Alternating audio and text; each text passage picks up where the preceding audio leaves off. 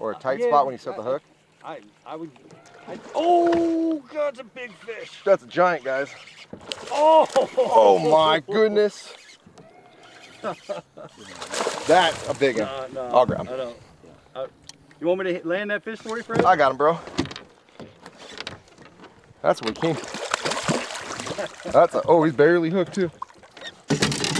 Oh, there he is. Okay, I got a hook in my hand. There we go. Look at the size of that fish. That's a giant right there on the old boom boom frog. That's amazing, buddy. Dude, we gotta get a photo of that one. Yeah. That's a beauty. He's blind. Yep. Oh, really? He's missing an eye? Yeah. Look at that right there. Frog fishing. Ah, frogging. Boom boom frog. Right there. Bass University TV. That was amazing strike, man. I mean, you casted and you're actually reeling that frog in, burning dude, that honestly, frog. I was trying to cast further. Yeah, dude. I was, the braid did one of those little loops, so I didn't get quite the distance I wanted to. Hey, one of the things that that is notorious when it comes to frog fishing is, especially for me, is, and a lot of people listening, is fish missing the frog on the initial strike. Share with us, you know, what your deal is. Do you use follow-up baits? Do you throw the frog back in there?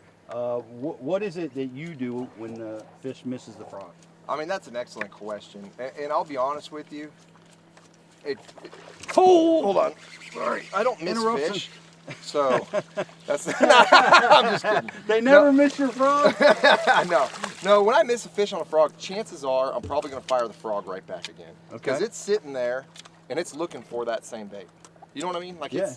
he's out there and he's kind of like spun around going, where did it go? What just happened? Right, he struck it. He's thinking it might be Dave. Yeah. He's looking for but that. here's the deal. You got about 4 seconds.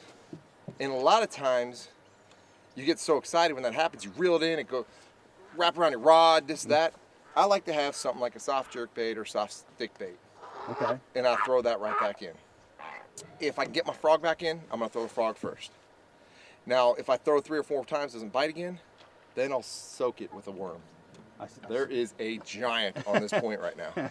So we're gonna go catch him right now. if you got a buddy with you and they're in a team tournament, right? Don't be greedy. Let the other guy throw on it. You know what I mean? Because I know a lot of times you're like, oh, you caught my fish. But in a team tournament, catch that fish. Catch all of them. I like the 4-second rule is, boy, that's interesting because I've seen it. You know, the fish blows up, and his gill plates are flaring, his dorsal fins up, he's fired up.